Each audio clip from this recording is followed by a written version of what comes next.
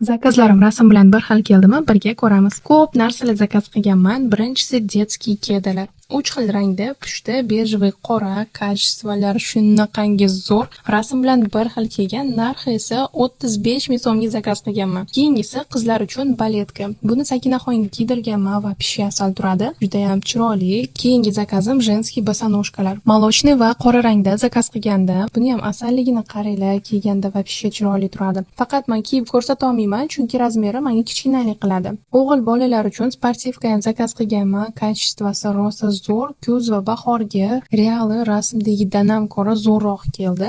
Buni atiga 63 ming so'mga zakaz qilganman. Keyingisi yana bitta o'g'il bolalarga sportivka. Buni ham reali juda ham chiroyli, stilli narsa ekan. Materiali ham вообще zo'r. Va oxirgisi детский ветровка. Shu bilan raspakovkamiz tugadi. Video sizga yoqqan bo'lsa, like bosib, menga obuna bo'lib qo'ying. Profilimda juda ham ko'p raspakovkalar topasiz.